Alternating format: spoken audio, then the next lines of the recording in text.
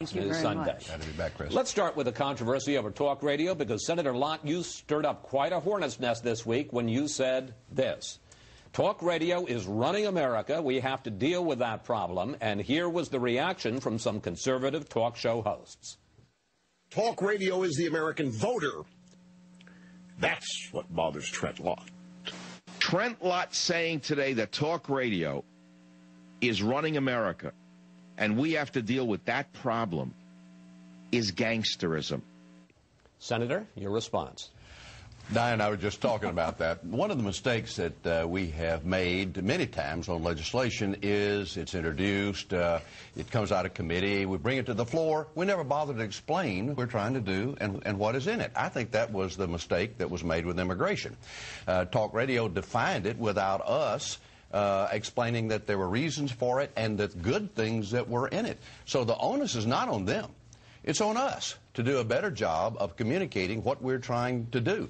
And I just want to make, look, I've been befriended by talk radio many times, and I will support their right to tell their side of the story, right, left, or the middle, forever. I don't think in this fairness doctrine that would try to require that there be X amount on both sides is fair. So, it's caused quite a stir, but it goes with the territory. Let me bring in Senator Feinstein.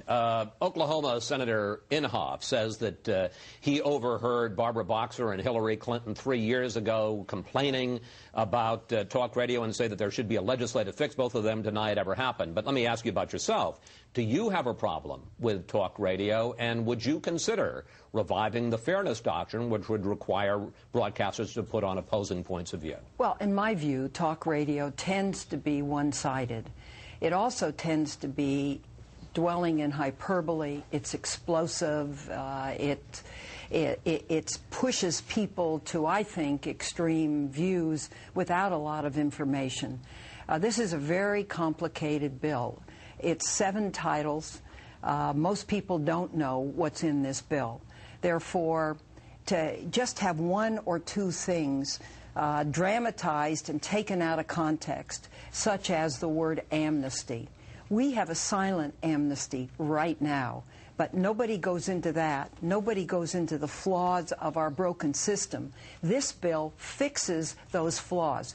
Do I think there should be an opportunity on talk radio to present that point of view? Yes, I do, particularly about the critical issues of the day. So would you revive the fairness doctrine? Well, I'm looking at it, as a matter of fact, Chris, because I think there ought to be an opportunity to present the other side. And unfortunately, talk radio is overwhelmingly one way.